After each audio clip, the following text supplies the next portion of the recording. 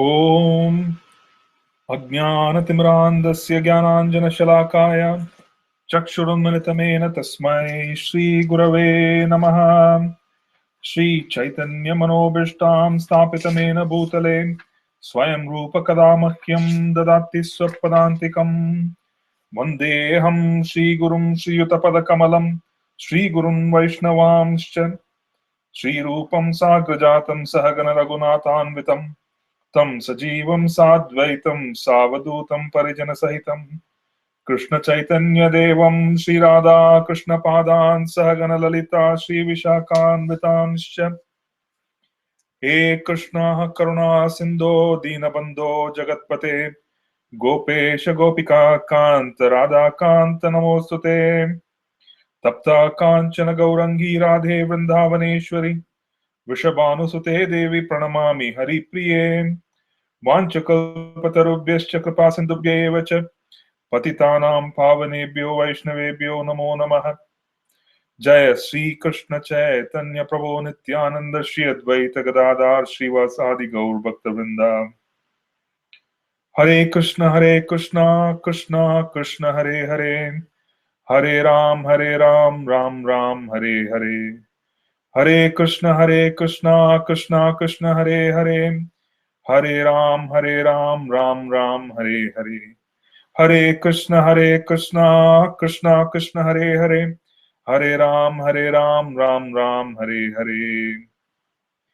नमो नमो अनिरुद्धाय ऋषिकेशेन्द्रियात्मने, नमः परमहंसाय पूर्णाय निवृत्तात्मने, स्वर्गपवर्गद्वाराय नित्यं शुचिसदे नमः। नमः हिरण्यवीर्याय चातुर्होत्राय तान्तवे,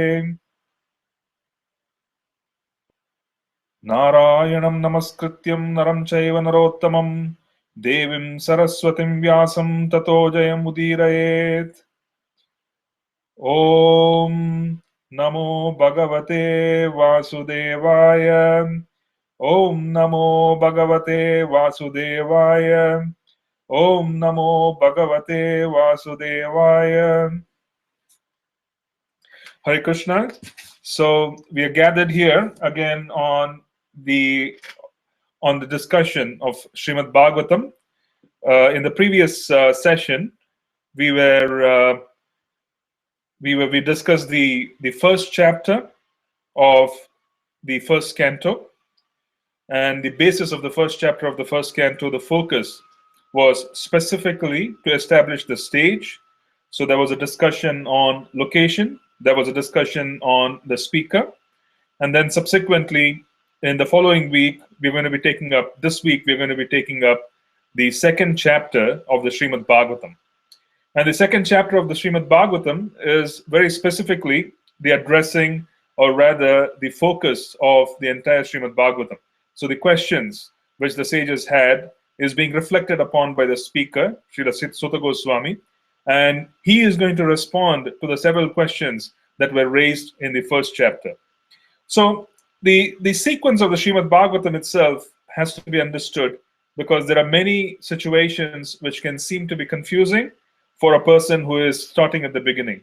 And one of the situations which confuses a person is, how many times was Srimad Bhagavatam shared?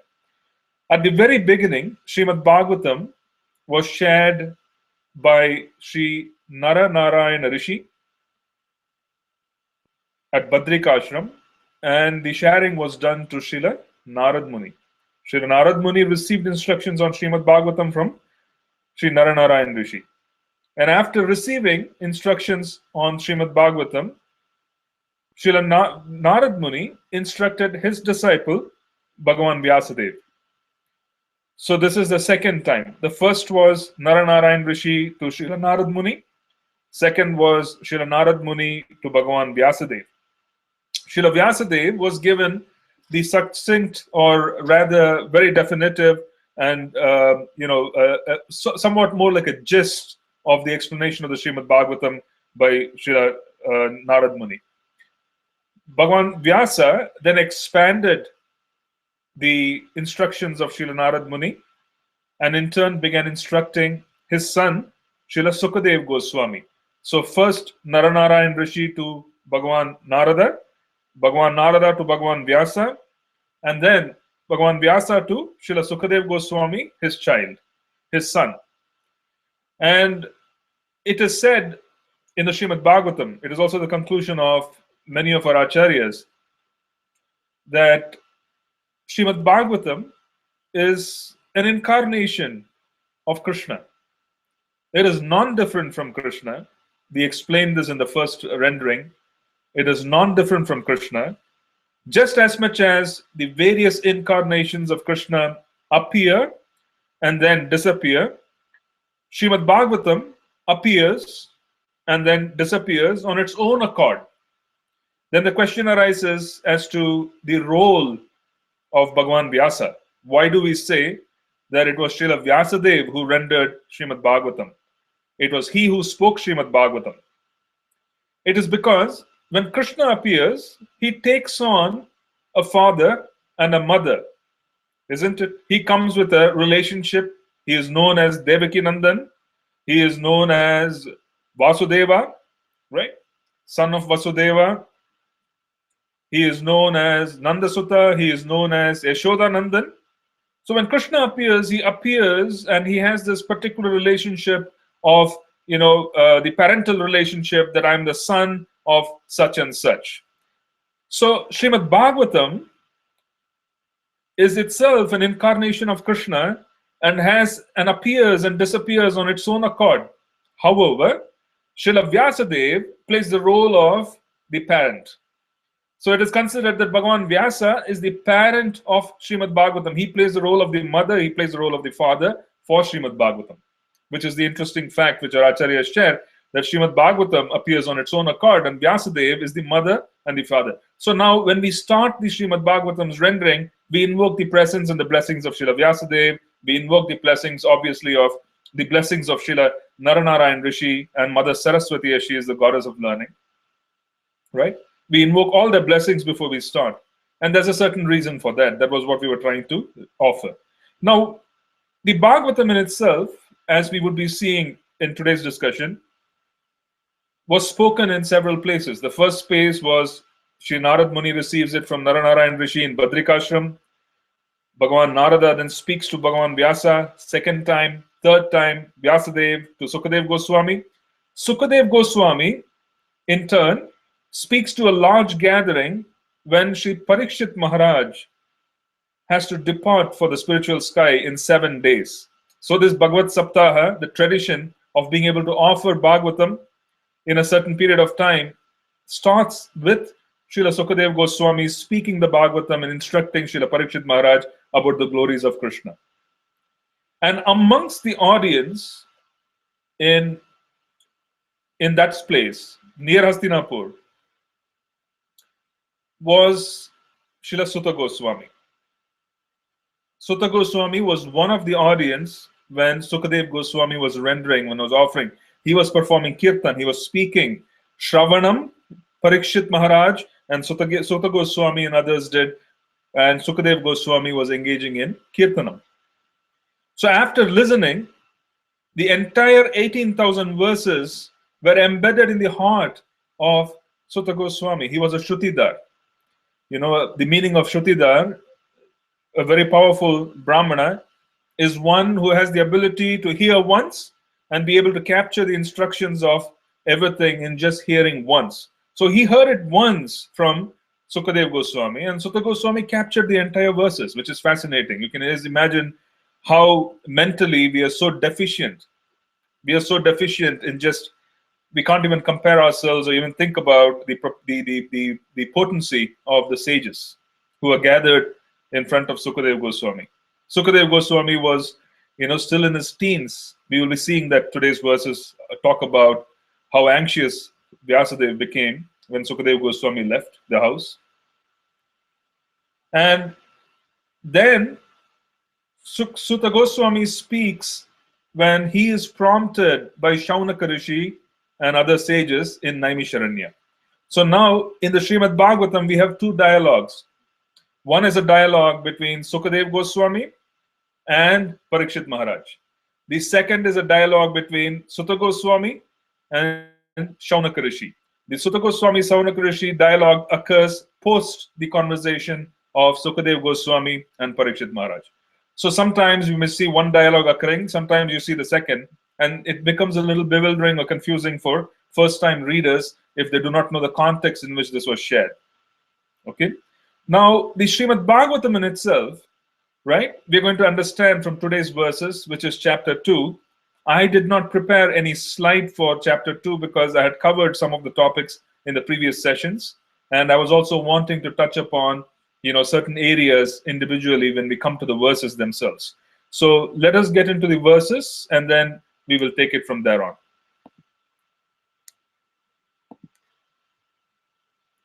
I would recommend that whenever we do Srimad Bhagavatam, it will be helpful if you also have a copy of the Srimad Bhagavatam, whichever canto we are trying to go into.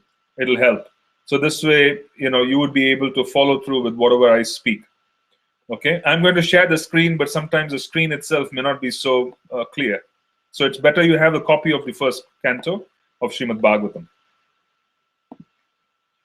So the first verse of the second chapter.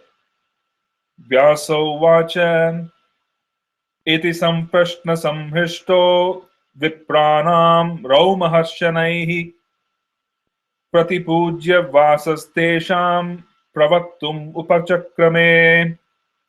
So Bhagavan Vyasa said, right, the son of Ugrashrava, Sutta Goswami, the son of Romaharshana, being fully satisfied by the perfect questions of the Brahmanas, thanked them and thus attempted to reply. Okay, so now Sutta Goswami is beginning to reply to the questions of the sages that we saw in the previous canto. So the primarily focus of the sages was Kali is approaching. There is a very debilitating age which is approaching. So what is a succinct, what is a very efficient method by which the people of Kali Yuga would be able to uproot the afflictions of Kali and still be able to proceed towards the goal of life? Okay, it is very fascinating to see that it's quite an unusual amount of vision which our sages had.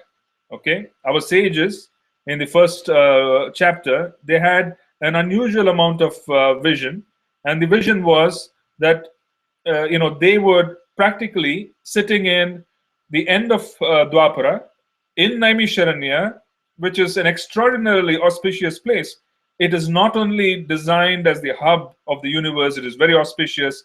You offer anything in Naimisharanya, it spreads throughout the universe. Naimisharanya is the Aranya Rupa, or the manifestation of Lord Vishnu in the form of a forest. So everybody in Naimisharanya were forest dwellers. They were Aranyavasis, they were Vanaprasthas, they were Sannyasis. So they were extraordinarily renounced, and they were all staying in Naimisharanya, which itself is an extraordinarily auspicious place, right? So how do the sages who sit in Naimisharanya, which is extraordinarily auspicious, they are also transcendentally situated because their interests and their questions are all completely focused on transcendence. One will not really be concerned about the welfare of others, especially those who have yet to come into this world, because they're talking about people of Kali who are yet to manifest in this world. They have not come into this world. So the sages are concerned about the well-being of those who are yet to come into this world, and they're raising questions. So how does one who is situated in Naimisharanya, who is transcendently situated, and he's filled with compassion, he's quite humble, what kind of a vision is allowing them to experience grief? Why am I saying this? It is because it is not very easy to experience grief. It is not very easy to understand suffering. It is not. Suffering, for most of us, is when we really see the physical manifestation of suffering. Or when we hear the distressful cries of some other person, that is suffering. Suffering for most of us is not so much at an understanding which is philosophical, where we can sit, thousands of years later, something is going to manifest. Let me act today for the benefit of people who are going to come into this planet 1,000 years later. How do you develop such vision? How do you develop such compassion for people who are yet to be born? You see, it's extraordinary. I was just reflecting on it and I was thinking that we don't react even to what happens in front of us. How do the sages sitting in Naimisharanya, who are transcendently situated, they could reflect that 1,000 years hence there could be problems, the world could become very complex, the mode of ignorance could go higher, the ignorance spreading would cause suffering. How do they reach that conclusion? And how do they want to act with compassion and humility 1,000 years beforehand? On things which they cannot perceive through their senses. What level of compassion and what level of understanding should one have for them to be even able to strategize at such advanced notice? It's a fascinating situation just to see that. It is fascinating. There were several instances where Srila Prabhupada used to display such compassion. And it was fascinating, it was bewildering for those who were associated with him at that point. Whoever was with Srila Prabhupada used to become bewildered on Prabhupada's behavior. So there was this instance when Srila Prabhupada was actually taking a walk along a country club. You see, a golf course along a country club. And it was around 9 in the morning, perhaps, and there was a lot of activity in the golf course, and you had this somewhat, senior Western gentleman playing golf, apparently affluent. They were wealthy because it was a country club. They were well situated, they were actually in quite luxurious surroundings. They had their assistants, the caddies carrying the golf bags and the clubs and so on. They sat down and they were playing golf. And Srila Prabhupada, he was on the fence, he was taking a walk and he just observed. And the devotees who were with Prabhupada could literally see that Prabhupada was shedding tears. And they could not understand why Srila Prabhupada was shedding tears. This was not, they were not really walking through, a situation where there was intense physical suffering. They were not walking through an instance where, there was expression of mental suffering.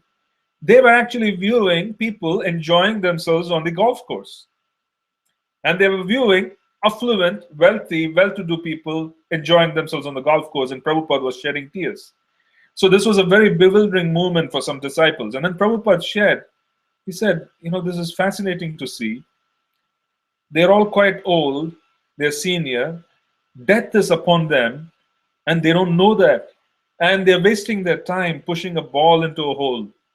And this is a pastime for them. So this is, this requires a much deeper reflection. This requires a much deeper reflection. 500 years back, okay, Advaita Acharya Prabhu, he is an incarnation of Mahavishnu. He is an incarnation of Mahavishnu who sits on the bank of the Ganges and he worships his Nrsimha Shila. He is offering him Ganges water. He is offering him Tulasi. He is offering him prayers. And what was the purpose of all of that? His purpose was that the people of Kali are suffering. So only you can save them. So he was practically making arrangements and praying for Lord Chaitanya to descend. So this was Advaita Acharya Prabhu. Now we can understand Advaita Acharya Prabhu's concern. And how do we understand that? Why was Advaita Acharya Prabhu so concerned? You see, it is Mahavishnu. It is Mahavishnu who is Karanodakashayi Vishnu, who lies on Sesha, on the Karana ocean. He is glancing at material energy. While he glances at material energy, which is primordial material energy, it is like clay.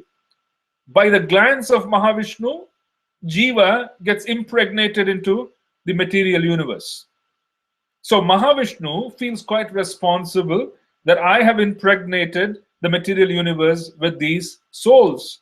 These are my children. This is my creation. And they are suffering. They are struggling. They are not able to manage the extraordinary intensity of material energy.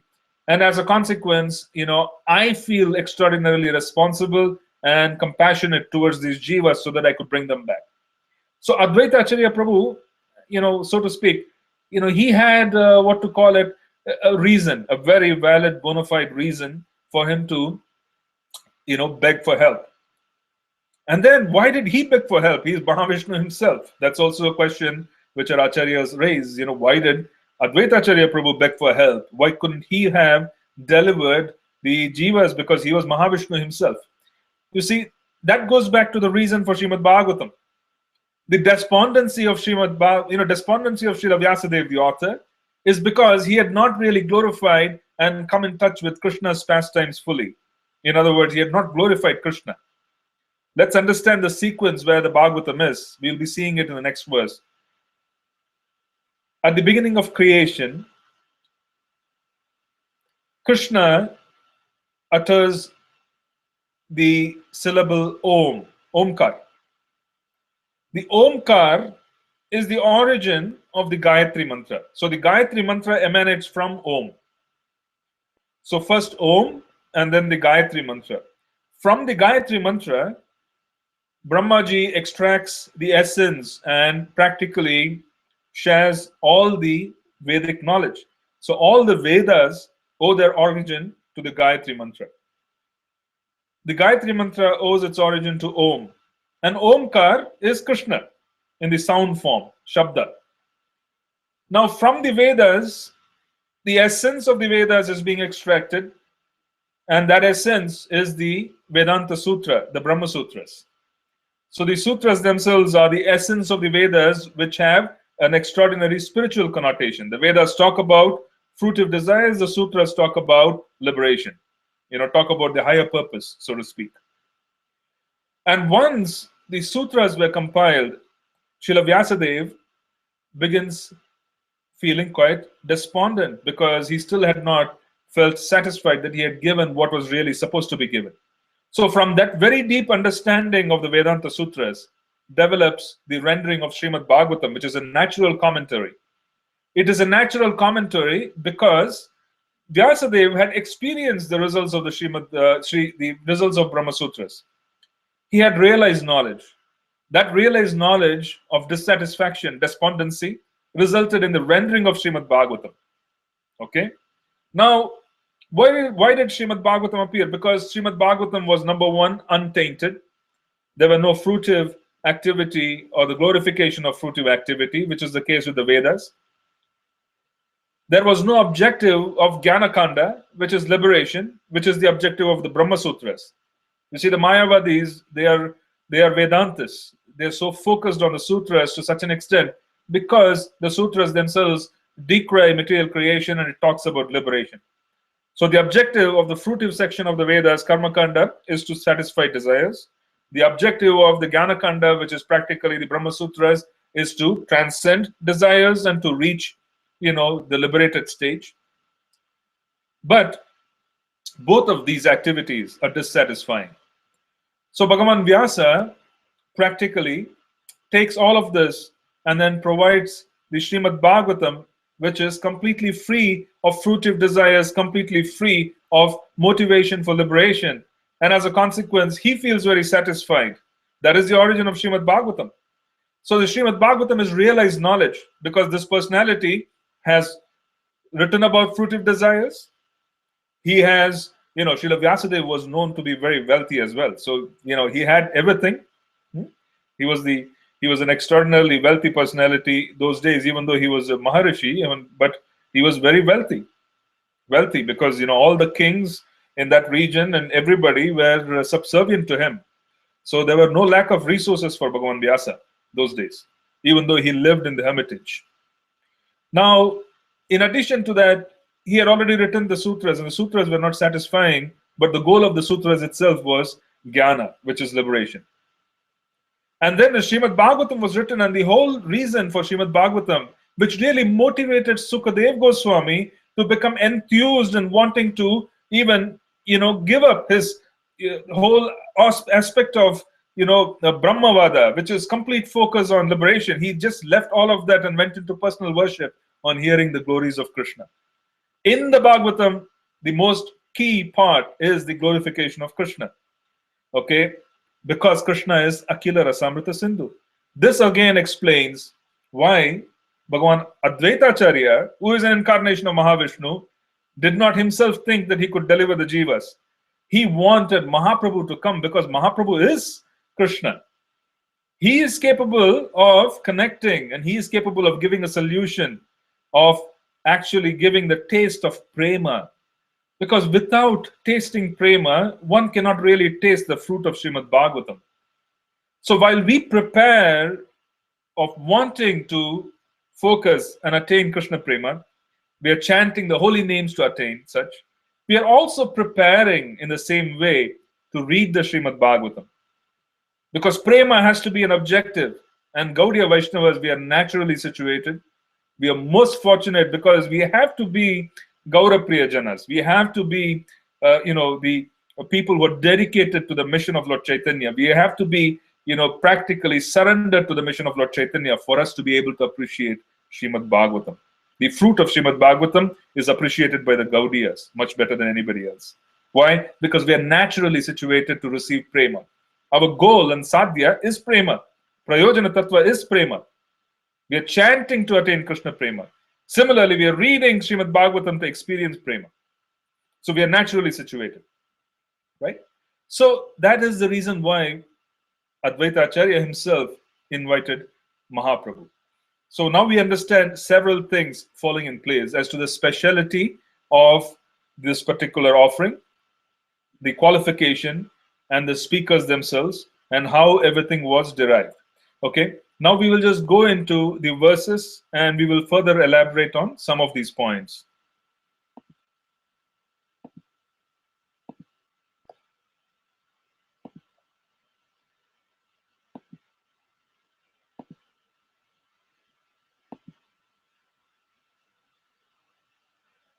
Srimad Bhagavatam 1.2.2. Suthovacha yam pravrajjantam anupetam apeta krityam dvaipayano virahakatar ajuhava putreti tan mayataya taravo binedus tam sarvabhuta hridayam munim anatosmi. Srila Sutta Goswami said, "Let me offer my respectful obeisances unto that great sage, Sukadev Goswami, who can enter the hearts of all. When he went away to take up the renounced order of life, sannyasa, leaving home without undergoing reformation by the sacred thread or the ceremonies observed by the higher castes, his father Vyasadeva, fearing separation from him, cried out, 'O my son, indeed, only the trees which were absorbed in the same feelings of separation echoed in response to the begrieved father.'" So this is a beautiful reference. What is the reference which is being given here? He is first of all saying that the most qualified speaker of Srimad Bhagavatam, Sukadev Goswami, himself did not go through the system of Varnashrama. He did not wear the sacred thread, but then he is considered to be eminently qualified to speak, and he offered the fruit of Srimad Bhagavatam is much more tastier when it comes from the lips of Sukadev Goswami, because that was realized knowledge. The Srimad Bhagavatam's rendering transformed Sukadev Goswami into a bhakta. So there was a bhakti rasa. Bhakti rasa was flowing when Sukadev Goswami realized, the superiority of the conclusions of the Bhagavatam and the taste of Bhagavatam. So that great personality, Sukadev Goswami, did not go through the Yajñopavita Samskara. Yajñopavita Samskara is being born in the Varnashrama order. The first three Varnas, they are given the sacred thread. And as a consequence, he did not go through the Varnashrama system of receiving the sacred thread from his father. He did not go through any of the purification ceremonies that were a part of the Varnashrama. So what was the purport which is being given here? The purport which is being given here is that he had already realized the truth of the process of Varnashrama. He had already realized that. Srila Prabhupada is very clear. He is saying this was a great Vaishnava. Since he was already a Vaishnava, the Vaishnava is superior to the Brahmana because he has understood the essence of Brahmanical knowledge. The essence of Brahmanical knowledge is to serve Vishnu. The essence of all knowledge is to serve Vishnu. The Brahmana becomes a Vaishnava when he takes a complete surrender to the holy names, complete surrender to Vishnu. So the Vaishnava, the position of a Vaishnava is superior. It is superior. Okay? So the process is being given by Srila Prabhupada here. Okay, he said, generally, this is Srila Prabhupada, generally a man is born as an ordinary being. By the purificatory process, he is born for the second time. This is when you receive second initiation in our movement. It is a purificatory process. So that is a birth. It is a beginning. It is not the end. It is not a goal. It is the beginning, because that's the birth. When he sees a new light and seeks direction for spiritual progress, he approaches a spiritual master for instruction in the Vedas. The spiritual master accepts only the sincere inquirer as his disciple and gives him the sacred thread. Second initiation. Right? In this way, a man becomes a twice born or a Dvija. After qualifying as a Dvija, one may study the Vedas. And after becoming well versed in the Vedas, one becomes a Vipra. A Vipra, or a qualified Brahmana, thus realizes the absolute and makes further progress in spiritual life until he reaches the Vaishnava stage. The Vaishnava stage is the postgraduate status of a Brahmana. A progressive Brahmana must necessarily become a Vaishnava. For a Vaishnava is a self-realized, learned Brahmana. So, Srila Prabhupada's statement here is very clear in the purport that Sukadev Goswami, out of realization of being a Vaishnava, rejected the purificatory ceremonies because he was a Vaishnava. He had realized the absolute. So he was the postgraduate version of the Brahmana. So now we are looking at the actual process. The actual process is to receive a sacred thread, becoming a Dvija, which is a second birth. After qualifying, one qualifies themselves to study the Vedas. When the Gayatri is being spoken into the ear by the spiritual master, that actually gives us the potency to understand Shastra. Before that, it's a bit of a challenge. And after becoming well versed in Shastra, a person becomes a Vipra. That now a person who is a Brahmana is a well qualified Brahmana because he has actually realizes the absolute. Okay, he knows the Shastra. Then he further realizes it, he becomes a Vaishnava. So the Vaishnava stage is such an advanced stage that there are so many different stages which one has to reach for them to reach that position. Sukadev Goswami had already reached that. So Srila Prabhupada is very clear on the purport that he just left home. He realized, okay, I'm here. I've understood what I need to do. I don't need to waste my time with the Yagyopavita Samskara and other Samskaras. I'm just going to proceed. This was again proven by Mahaprabhu. Mahaprabhu showed this by initiating Haridas Thakur.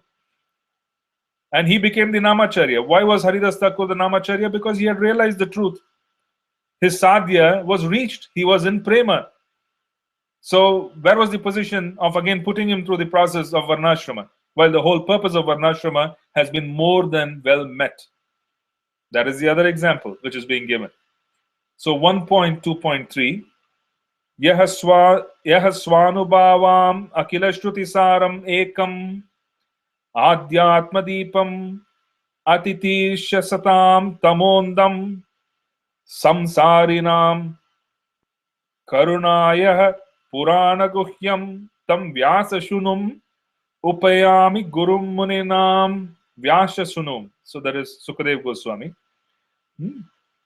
the son of Vyasadeva. Translation: let me offer my respectful obeisances unto him, Sukha, the spiritual master of all sages, the son of Vyasadeva, who out of his great compassion for those gross materialists who struggle to cross over the darkest regions of material existence, spoke this most confidential supplement to the cream of Vedic knowledge, after having personally assimilated it by experience. This was personal experience of Sukadev Goswami.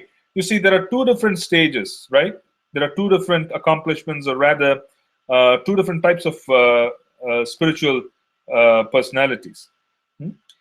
So one needs to understand the difference between Mayavada and the difference between Mayavada and the Brahmavada. Now, the Brahmavadi, that is Sukadev Goswami. Initially, he was a Brahmavadi. So there are three different levels of Bhagavan. One is he is Brahman, the spiritual effulgence. One step above Brahman, he is Paramatma, right? The localized representation. The yogi's focus is on Paramatma. The Brahmavadi's focus is on attaining the Brahma Bhuta Prasannatma. Brahma Bhuta Prasannatma, becoming very happy in coming in touch with Brahman, right? Attaining Shuddha Sattva, one becomes very happy. There is no suffering whatsoever. That is the goal of the Brahmavadi. then the goal of the yogi is to have Paramatma realization. One is able to perceive the Supreme Lord, is able to have visions of the Supreme Lord, is able to see the Supreme Lord in the heart. And the objective of the Bhakta is to offer personal service for which Bhagavan, the person, has to be present, which is the highest. So Sukadev Goswami was a Brahmavadi. He practically, his realization was Brahmabhuta Prasannatma, transcending the three modes and being situated in Brahman. He was completely satisfied before he heard Srimad Bhagvatam from his father. The moment he heard Srimad Bhagvatam and he began hearing the verses of the Srimad Bhagvatam, he was transformed by the sweetness of the pastimes of Krishna. And that transformation is the realization that is being offered here. A Brahmavadi becomes transformed, saying, oh, Brahman situation is nothing compared to Bhagavan realization. We have given this example in previous classes, but it is worthwhile understanding the difference, because one needs to understand the difference between Brahmavada and Mayavada. A Brahmavadi knows that Krishna has a personal form. He knows Krishna has Paramatma Rupa, or the objective of the yogis. He also is fully aware and is situated in the personal effulgence, the Brahman Rupa of Krishna. Now he makes a choice that I'm satisfied with Brahman. I don't need to go to Paramatma level. I don't need to go to the person, Bhagavan. He is satisfied. That is Brahmavadi. He is not in denial that the Paramatma and the Bhagavan Rupa, where Krishna has a personal form, he is not saying that that form is false and that is Maya. When people say the form of Krishna is Maya, then they are Mayavadis. The Brahmavadi does not say it is Maya. He simply has his objective situated in Brahmabhuta Prasannatma. I am very happy being in Brahman, which is actually a quality of the mode of goodness. It results in happiness. I'm happy. Okay, I'm very happy being in Brahman. I'm very happy. I'm satisfied. But then Sukadev Goswami has his realization. He is now coming in touch with Krishna. And the moment he is coming in touch with Krishna through the lotus lips of Vyasa Bhagavan, when he is teaching him the Srimad Bhagavatam for the first time, then Sukadev Goswami falls in love. He falls in love. He gives up this Brahmavada business and says, oh, there is such wonderful experiences which are a part of seva, which are a part of the Leela of Krishna. So those experiences are deep realization of Sukadev Goswami. He's realized. So how do we understand the difference? I've given this example that if, for example, you go to the temple, the screen is closed, and you go during, let us say 12 o'clock in the afternoon Rajbhog, Aarti, and the Prasadam, the Bhoga offering is going on. So if you are a visitor, you sit behind the screen with other visitors. You know that Bhoga is being offered. Sometimes you have some scent of Bhoga, some kind of maybe the smell of ghee. It could be, a specific spice, and then you gain that knowledge. So you are full of knowledge. So you know that there is truth, that there is Bhoga behind the screen. So that realization that there's Bhoga behind the screen is like Brahman realization. One knows the truth. Sat is full. Right? But you will really not be able to define what is in the plate which Krishna is eating. You will not know. The cook, right? Not the cook. Maybe someone who was assisting the cook. He has seen the plate being made and he knows, okay, that there are puris, there are perhaps, some kind of dal, there are 2 or 3 different kinds of sabjis, perhaps there is halwa, so on and so forth. So he knows the variety. He has seen the variety. So such a person now has even deeper knowledge. He's not making inferences based on smell and he's becoming satisfied. Now he has deeper knowledge. That is the Paramatma realization stage, where one is able to say that Krishna looks like this. He is bluish black. If you touch him, his skin turns crimson. He has beautiful teeth. He has beautiful eyes. All of this is a part of the Paramatma realization because they're able to view the form of the Lord. So Sat becomes Sat and Chit. But both of these personalities have not really come fully in touch with Ananda. They have not come with the Hladini Shakti of Krishna. They have not come with the internal potency of Ananda. The person who is actually serving, or rather who is cooking the bhoga, if they are properly situated, I have to say there must be a lot of pujaris listening to me today. If we have properly chanted the rounds before going for cooking bhoga, then such a person has experience of Ananda, because now they are serving Krishna and they're able to cook Rajbhog for him. So one who is actually engaging their limbs is experiencing Ananda. They have Sat, they have Chit, and they have Ananda. That is Bhagavan realization. This particular stage of realized knowledge came to Sukadeva Goswami when he heard the Srimad Bhagvatam and he began experiencing ecstasy in coming in touch with reality of Bhagavan. This is realized knowledge. So that is what Sutta Goswami is referring to in this verse when he says Bhagavan Sukha. He is talking realized knowledge, the son of Vyasa. Okay, he goes and he's graduated from being a Brahmavadi to a Bhakta. He is actually in touch with Bhakti Rasa. So that is being spoken of here. Let's see if I can have one more verse. And again, they're saying, let me offer my respectful obeisances unto him, Sukadev Goswami, the spiritual master of all sages, the son of Vyasadeva, who out of his great compassion for those gross materialists who struggle to cross over the darkest region of material existence, spoke this most confidential supplement to the cream of Vedic knowledge after having personally assimilated it by experience. We already said and we touched upon how Srimad Bhagvatam has come as the cream. First it is Omkar. Krishna's Shabda Rupa is Omkar. From Omkar, the Gayatri Mantra is derived. From Gayatri Mantra, the Vedas are derived. From the Veda, it is all being churned and presented as the Brahma Sutras. From the Brahma Sutra, the essence of the Brahma Sutra is being given as Srimad Bhagavatam. So it is the cream. And so Sutta Goswami is glorifying, the personality who spoke, realized knowledge. 1.2.4 Narayanam Namaskritya Naram Chaiva Narottamam Devim Saraswatim Vyasam Tato Jayam Udirayet. Before reciting this Srimad Bhagavatam, which is the very means of conquest, one should offer respectful obeisances unto the personality of Godhead Narayana, onto Naranarayana Rishi, the supermost human being, onto Mother Saraswati, the goddess of learning, onto Srila Vyasadeva, the author. So here Srila Prabhupada is writing quite categorically in the purport, all the Vedic literatures and the Puranas are meant for conquering the darkest region of material existence. So it is the darkest region of material existence. They're defining the darkest region. The darkest region is because one is in ignorance and they have forgotten God. So it is the darkest region. So this is actually Srila Prabhupada's purport, saying that before reciting, which is the very means of conquest, one must offer respectful obeisances unto the personality of Godhead.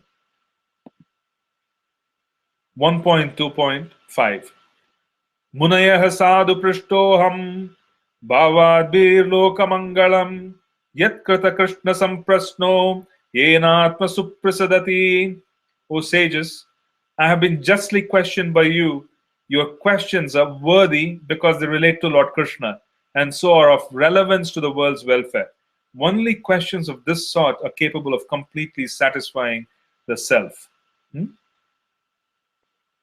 So one of the most important statements in this purport, I'm not going to elaborate today. I plan to elaborate in the subsequent week because it is connected to the next two verses. I will not be able to cover the next two verses today, but I want to just make a mention. It is actually a very powerful statement which Srila Prabhupada is making here in the purport.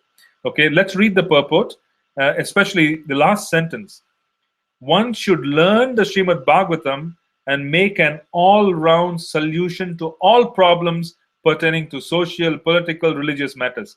Srimad Bhagavatam and Krishna are the sum total of all things. Okay, this is not an ordinary statement.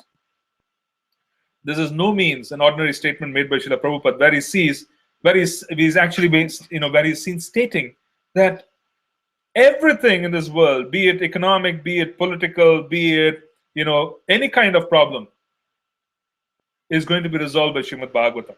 Isn't it amazing? It's a fact, though. It is a fact. Everything is going to be resolved by one's understanding of Srimad Bhagavatam. One who understands Krishna and his pastimes will be able to resolve everything. Okay, I want to reserve this topic because it's actually very potent. Srila Prabhupada is so clear. You see, this comes from conviction. This comes from such deep realized knowledge of Srila Prabhupada in the purport that, who else can possibly write that everything can be solved by Srimad Bhagavatam?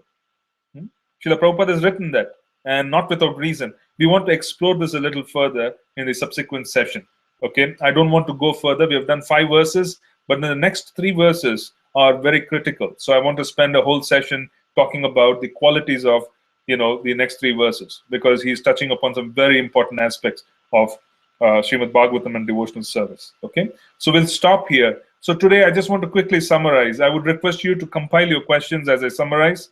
It helps me. In fact, I would encourage all of you, if you have questions, keep submitting them. Don't wait for the class to end, because this way, immaterial of whether I address your question during the class, perhaps that may happen, then you could always withdraw the question. Or if you want a further explanation, I could offer you one at the end of the class.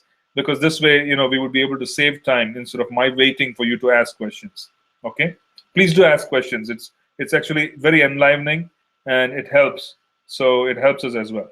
Now, to summarize, we looked at the fact that it is astounding that we hear statements of great compassion coming from sages 5,000 years back, who were sitting in a transcendental surrounding, whose hearts were transcendental, but they had such intense compassion for people who are yet to be born. Okay? It is a very fascinating science or fascinating subject matter where that such compassion is even possible. Right? That is the first, part of what astonished me when I was reading again. And the second part, of course, is the fact that Srimad Bhagavatam was spoken 4 times. This is the 4th time. The rendering of Srimad Bhagavatam as a book is the 4th time. First, Bhagavan Narada and Naranarayan Rishi. Then sage Narada, Bhagavan Narada with Bhagavan Vyasa. Then Vyasa to Sukadeva Goswami. And then Sukadeva Goswami had an audience where it was Sutta Goswami. Sutta Goswami completely heard everything and he's repeating it. So this is the 4th rendering of the original personalities who are a part of the audience. Okay, that was also shared for us to understand how this went through. We also understood that there will be several dialogues. 2 primary dialogues is Sukadeva Goswami and Parikshit Maharaj. The second dialogue is Sutta Goswami and Shaunaka Rishi, who is representing the sages of Naimisharanya, which is the 2nd time it's being, the 4th time it's being shared. And then we also spoke of the idea of the qualification of the speaker, and we also spoke of the fact that Srimad Bhagavatam itself is the essence which is derived from everything. As a consequence, it is perfectly qualified to be a natural commentary on the Brahma Sutras. In fact, as Gaudiya Vaishnavas, we did not have a commentary on the Brahma Sutras. We did not. Every bona fide Vaishnava Sampradaya has to have a commentary on the Brahma Sutra. It is almost as if there's an effrontery towards the Sharirika Bhashya written by Sripad Shankaracharya. Shankaracharya's Sharirika Bhashya is a commentary on the Vedanta Sutra. Every Acharya of major Vaishnava Sampradayas have commented on the Brahma Sutras. Mahaprabhu never did encourage the commentary on the Brahma Sutras because he had adopted the Srimad Bhagavatam. Mahaprabhu's conclusions were very clear. He said the conclusions of the Srimad Bhagavatam is the essence. So we, as Gaudiya Vaishnavas, the followers of Mahaprabhu, the Brahma Madhva Gaudiya Sampradaya, we really do not have to worry about to have status in terms of having a commentary on the Brahma Sutras, the Vedanta Sutras. However, there was a challenge during the time of Srila Vishwanath Chakravarti Thakur, and that challenge came up because of the supremacy of Srimati Radharani, which is the goal of the Gaudiyas, had to be established. And that had to happen while there was a lot of opposition to the supremacy of Srimati Radharani herself. So as a consequence, the Gaudiyas had to have a complete theology and basis for everything else that they have derived from. So our commentary was actually Govinda Bhashya, which was written by Baladev Vidyabhushan with the blessings of Vishwanath Chakravarti Thakur. This was done subsequently. It was not done in Mahaprabhu's time, because at that time there was no need for us to have any commentary on the Vedanta Sutra, right? So it is interesting that we provided something for the basis of establishing scripture, so to speak, establishing the parampara, establishing the disciplic succession and the sampradaya.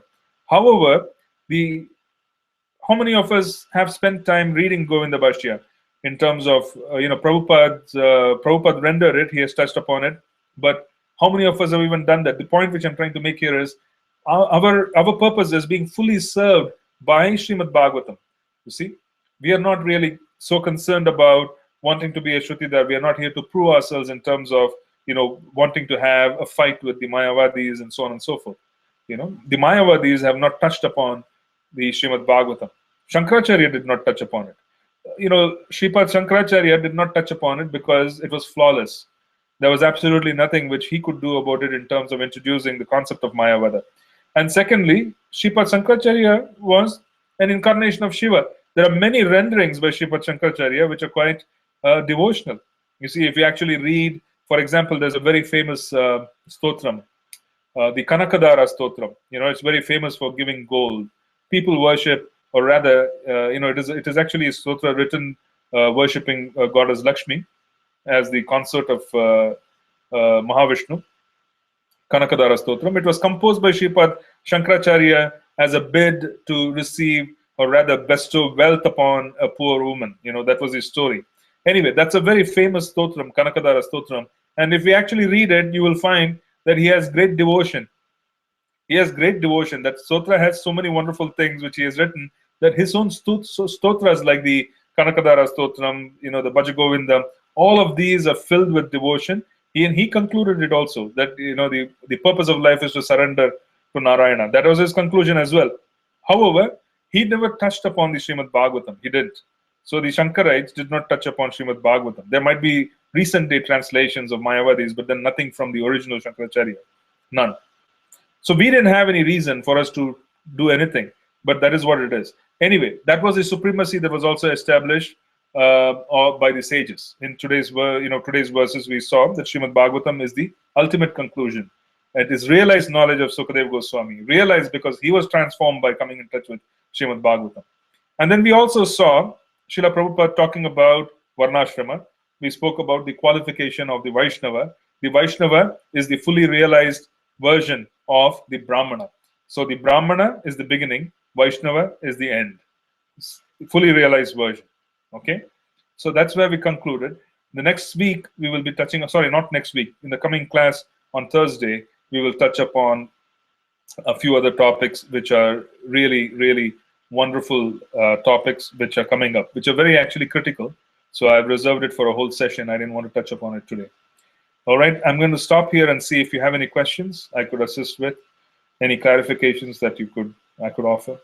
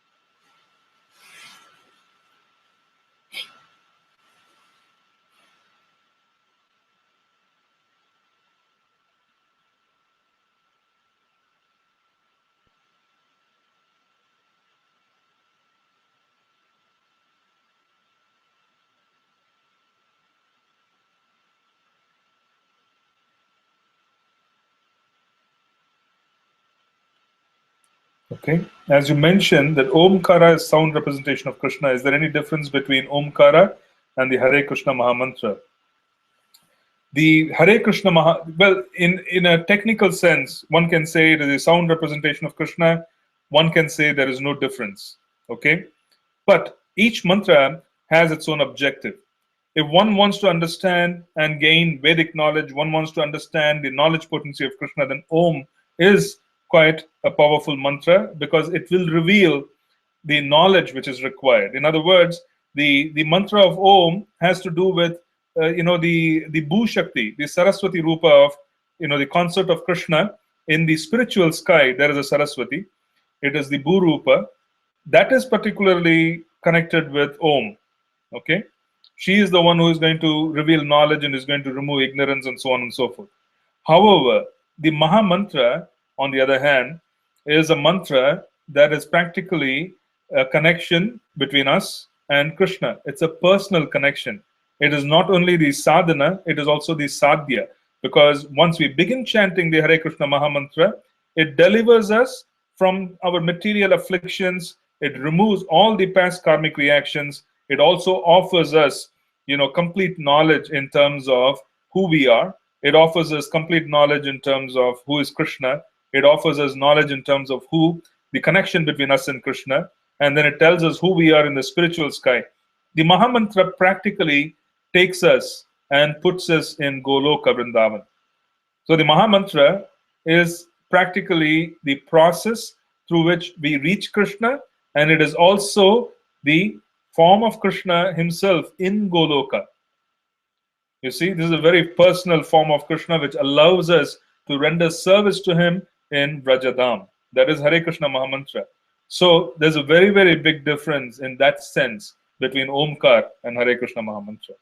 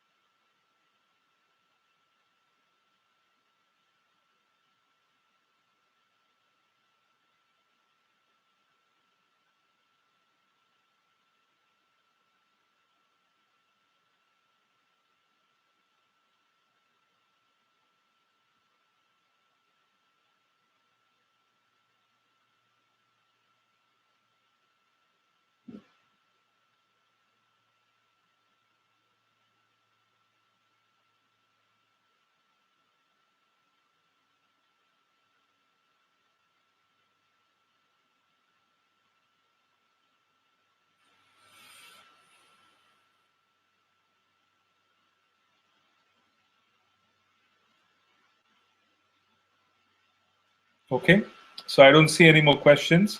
If there are questions, feel free to write them out.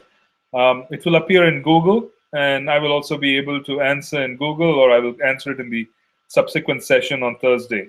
Okay, so the next week, or sorry, next session, which is on Thursday, we will be touching upon second chapter, fifth verse, sixth verse, seventh, eighth, perhaps even more. So the essence of the second chapter would be touched upon. So if your question is what should we do to prepare for those, then I'm telling you to go up to probably 1.2.10. So we will take up the next 5 verses of the second chapter, of the first canto, second chapter. Okay? Srila Prabhupada ki jai.